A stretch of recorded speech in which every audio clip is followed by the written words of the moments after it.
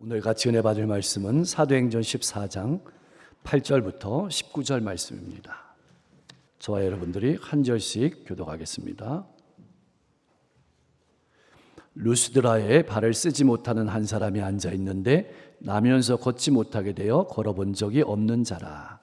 바울이 말하는 것을 듣거늘 바울이 주목하여 구원받을 만한 믿음이 그에게 있는 것을 보고 큰 소리로 이르되 내 발로 바로 일어서라 하니 그 사람이 일어나 걷는지라. 무리가 바울이 한 일을 보고 루가오니아 방언으로 소리질러 이르되 신들이 사람의 항상으로 우리 가운데 내려오셨다 하여 바나바는 제우스라 하고 바울은 그 중에 말하는 자이므로 헤르메스라 하더라. 시외 제우스 신당의 제사장이 소와 화환들을 가지고 대문 앞에 와서 무리와 함께 제사하고자 하니 두 사도 바나바와 바울이 듣고 옷을 찢고 무리 가운데 뛰어들어가서 소리질러 이르되 여러분이여 어찌하여 이러한 일을 하느냐 우리도 여러분과 같은 성정을 가진 사람이라 여러분에게 복음을 전하는 것은 이런 헛된 거리를 버리고 천지와 바다와 그 가운데 만물을 지으시고 살아계신 하나님께로 돌아오게 함이라. 하나님이 지나간 세대에는 모든 민족으로 자기들의 길들을 가게 방임하셨으나 그러나 자기를 증언하지 아니하신 것이 아니니 곧 여러분에게 하늘로부터 비를 내리시며 결실기를 주시는 선한 일을 하사 음식과 기쁨으로 여러분의 마음에 만족하게 하셨느니라 하고 이렇게 말하여 겨우 무리를 말려 자기들에게 제사를 못하게 하니라. 유대인들이 안디옥과 이고니온에서 와서 우리를 충동하니 그들이 돌로 바울을 쳐서 죽은 줄로 알고 시외로 끌어내치니라. 아멘. 바울과 바나바는 가는 곳마다 박해를 받았습니다. 유대인들의 박해로 비시디아 안디옥에서 쫓겨난 바울과 바나바는 이고니온으로 갔습니다. 이고니온 회당에서 복음을 전하자 많은 사람이 믿게 되었습니다. 그러나 역시 이곳에서도 적대자들이 무리를 선동해서 바울과 바나바를 향해서 악한 마음을 품게 했습니다.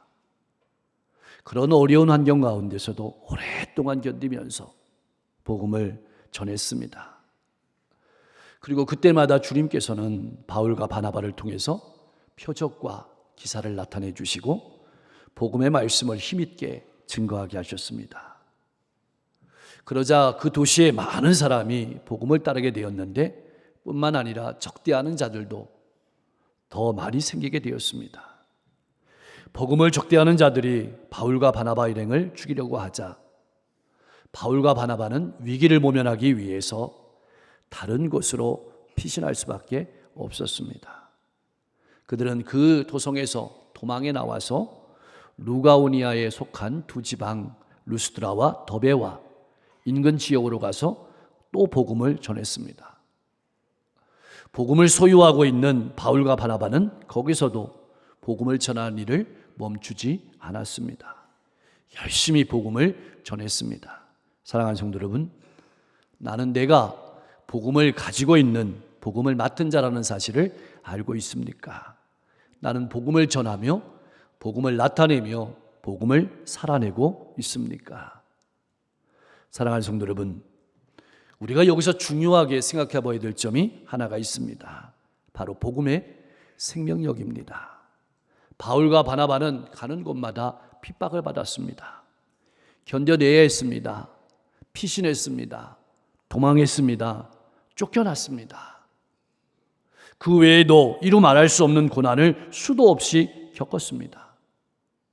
그런데 우리가 여기서 눈여겨보아야 할 것은 복음도 바울과 바나바와 함께 움직이고 이동하고 있다는 것입니다. 사람의 눈으로 볼 때는 고통과 괴로움, 한숨, 눈물, 실패지만 복음의 시각으로 보면 복음이 활발하게 퍼져나가는 시간이고 수많은 영혼들에게 영혼 구원의 열매를 맺는 시간이라는 것입니다. 무슨 뜻일까요? 우리 인생이 때로는 핍박을 당하고 쫓겨나고 피신하고 도망하고 실패하는 것처럼 보일지라도 하나님께서는 그런 아픔의 시간을 통해서도 복음의 열매를 맺어 가신다는 그 그 사실을 분명하게 말하고 있는 것입니다. 그런 시간이 우리 인생의 삶으로 보면 괴로움이죠. 외로움입니다. 한숨입니다. 눈물의 시간입니다. 그러나 복음으로 보면 열매 맺는 시간이라는 사실을 절대로 잊지 마십시오. 그래서 바울 사도는 디모데후서 2장 9절 말씀에서 이렇게 고백했습니다. 복음으로 말미암아서 내가 죄인과 같이 매이는 데까지 고난을 받았으나 하나님의 말씀은 매이지 아니하리라. 또 한 가지 우리가 여기서 깊이 생각해야 될 것은 바울과 바나바에게 주신 이 복음의 사명은 복음을 전하는 것만이 아니고 복음을 위해서 핍박을 받는 것도 어려움을 참아내는 것도 고난을 당한 것도 포함되는 사실이란 뜻입니다. 이것은 우리도 마찬가지입니다. 복음을 위한 일에는 이러한 핍박과 고난, 모함, 도망과 쫓겨남 이것도 포함된다는 사실을 잊지 말고 믿음의 길을 힘있게 걸어가는 여러분과 제가 될 수 있기를 소망합니다. 자, 바울과 바나바가 핍박을 받고 쫓겨나와 도망간 곳이 루스드라라는 도시였습니다. 이곳은 천지를 창조하시고 섭리하시는 하나님을 모르는 사람들이 대부분입니다. 그런 사람들이 없습니다. 주민들 대부분은 스스의 허메라는 신을 섬깁니다. 헬라의 신들이죠. 우리가 잘 알고 있는 제우스와 헤르메스입니다. 무엇보다 이 장소는 지금까지 지나왔던 선교지와는 다릅니다. 지금까지는 유대인들이 있는 지역을 갔습니다. 그래서 회당에서 복음을 전파했습니다. 근데 이 지역은 유대인이 없습니다. 따라서 회당이 없다는 뜻입니다. 다른 곳에서 말씀을 전해야 했습니다. 그곳에는 태어나면서부터 발을 쓸 수 없어서 한 번도 스스로 걸어보지 못한 안진뱅이 한 사람이 하나님께서 보내신 선교사 바나바와 바울을 기다리고 있었습니다. 사도 바울이 하나님의 말씀을 힘있게 증거할 때 이 안진뱅이도 사람들 틈에서 바울이 전하는 복음에 관심을 가지고 마음을 다해서 한 소리도 놓치지 않기 위해서 열심히 귀담아 듣고 있었습니다. 그리고 과연 그의 마음속에는 생명을 나간 믿음이 용수숨치기 시작했습니다. 모든 병자를 고치시고 어떤 안진뱅이도 고치시고 기모거리에 기도 여시고 소경의 눈도 뜨게 하시고 심지어 죽은 자도 살리시는 예수 그리스도에 대한 말씀을 들으면서 자신도 예수님께 나아가기만 하면 생명을 얻을 수 있을 것이라는 믿음을 갖게 된 것입니다. 바로 그 안진뱅이를, 믿음을 갖게 된 안진뱅이를 바울이 본 것입니다. 바울은 그에게서 구원을 얻을 만한 믿음을 보았습니다. 그것은 분명 말씀을 들으면서 나오는 믿음이었습니다. 그래서 로마서 10장 17절은 이 사실을 분명하게 선언합니다. 우리 같이 한번 읽어보겠습니다. 그러므로 믿음은 들음에서 나며 들음은 그리스도의 말씀으로 말미암았느니라. 아멘. 바로 그 예수 그리스도의 복음을 들음에서 난 믿음을 안진뱅이에게서 보았던 것입니다. 사랑하는 성도 여러분, 나는 어떻습니까? 말씀을 듣는 가운데 내 영혼이 강건해짐을 느끼십니까? 내 생각이 하나님의 능력과 생명으로 가득 차게 되는 것을 느끼십니까? 하나님의 말씀이 내게도 역사하시면 나도 내가 앉아있는 이 절망의 자리에서, 한숨의 자리에서, 고독의 자리에서, 실패와 낙담의 자리에서 구원을 얻을 것이라는 믿음이 있습니까? 바로 그 믿음을 본 바울은 안진뱅이를 향해서 큰 소리로 외쳤습니다. 명령했습니다. 네 발로 바로 일어서라. 거기에 있던 그 누구도 예상하지 못한 일이었습니다.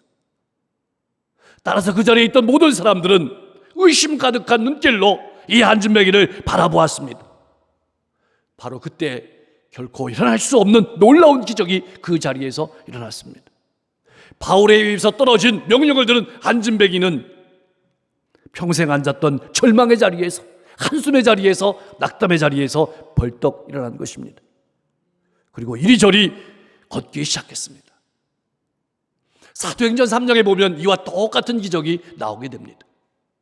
성전 미문에 앉아있던 안진뱅이를 베드로와 요한이 고쳤습니다. 그때 베드로와 요한이 이렇게 외쳤습니다. 나사렛 예수 그리스도의 이름으로 일어나 걸으라 외치고 오른손을 잡아 일으키니 그 안지맹이가 일어서서 뛰며 걸었습니다. 문제는 그 다음입니다. 그러자 사람들이 베드로와 요한을 주목했습니다. 바라보았습니다. 그때 베드로와 요한이 사람들에게 이렇게 말했습니다. 왜 우리를 주목하느냐? 예수로 말미암아 난 믿음이 이 사람을 완전히 낫게 하였느니라.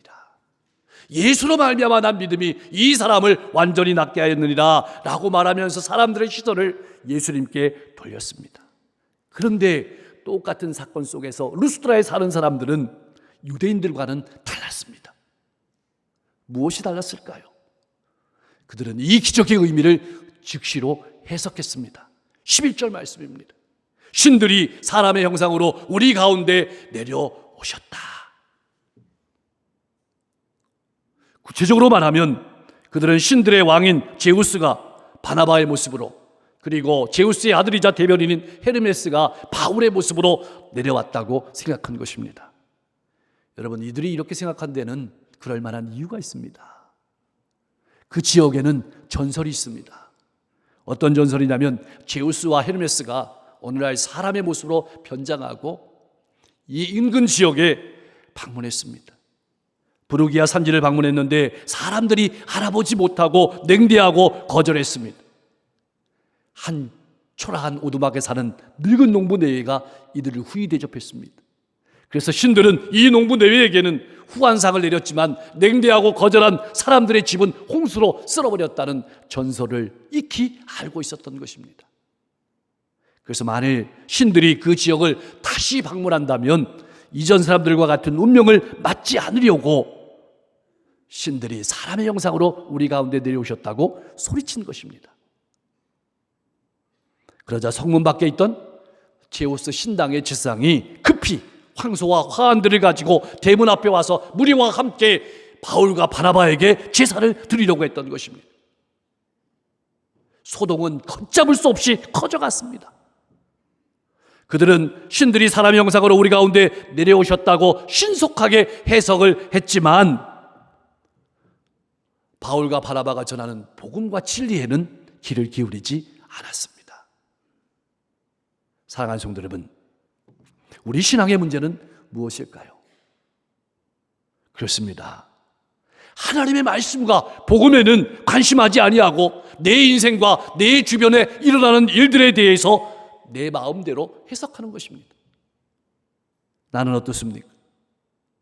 내 인생을 내 마음대로 해석하지 않았습니까? 아니, 다른 사람의 인생도 교회도 내 마음대로 해석하면서 신앙하지는 않았습니까? 바울과 바나바는 무리들의 소리를 듣고 즉시로 옷을 찢었습니다. 이것은 자신들이 신으로 숭배받는 것에 대한 거절입니다. 그리고 무리들의 그러한 행동을 바라본 것에 대한 슬픔과 탄식의 표현입니다. 그들은 소리 질러서 필사적으로 말렸습니다. 우리도 여러분과 같은 성정을 가진 사람입니다. 이런 일을 하지 마십시오. 저는 말씀을 준비하면서 한번 깊이 생각해 보았습니다. 만약 바울과 바나바가 머뭇거렸다면 어떤 일이 벌어졌을까요? 제사는 드려졌고 바울과 바나바는 숭배와 두려움의 대상이 되었을 것입니다. 사실 바울과 바나바가 지금까지 어떤 인생을 살아왔습니까? 핍박받고 참고 도망하고 쫓겨나는 인생이 매일 먹는 다반사였습니다. 그것도 엄청나고 힘들게 고통스러운 아픔의 현장이었지만 깊이 생각해 보면 이 순간은 그것보다 훨씬 더 위험한 순간이었습니다. 왜냐하면 이때 바울과 바나바가 모른 채 했더라면 그들은 영광과 찬송과 경배를 받고 굳이 말하지 않아도 영광스러운 보좌에 앉아서 사람들의 숭배를 받을 수 있는 유혹의 순간이었기 때문입니다. 나는 어떻습니까? 믿음의 삶을 살아가면서 교회 안에서 이웃 가운데서 높임을 받을 때 바로 옷을 찢습니까? 바로 나도 여러분과 같은 성적을 가진 사람이라고 말하고 있습니까? 아니면 모른 채 하면서 은근히 그런 순간을 기다리며 즐거워하고 있습니까?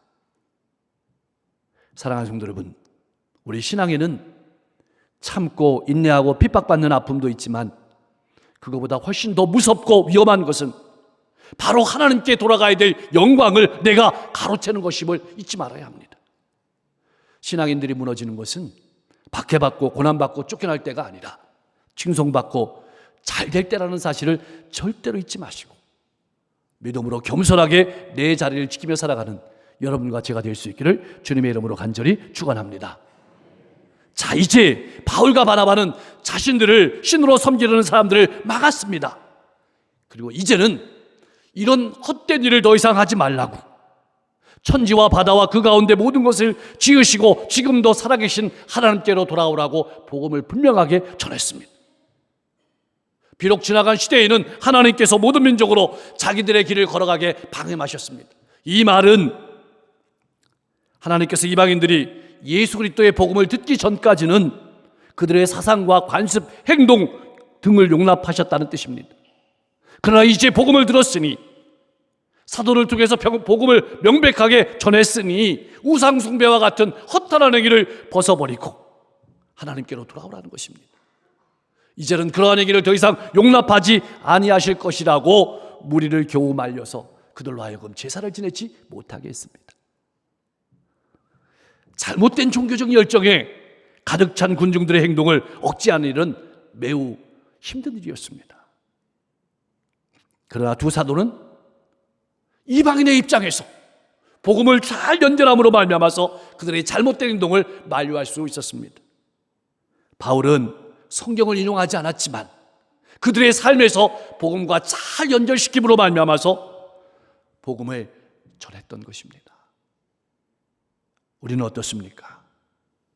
믿지 않는 사람들의 입장에서, 믿지 않는 사람들의 삶의 환경 속에서 복음을 잘 연결하고 있습니까? 그러기 위해서 우리가 배워야 합니다.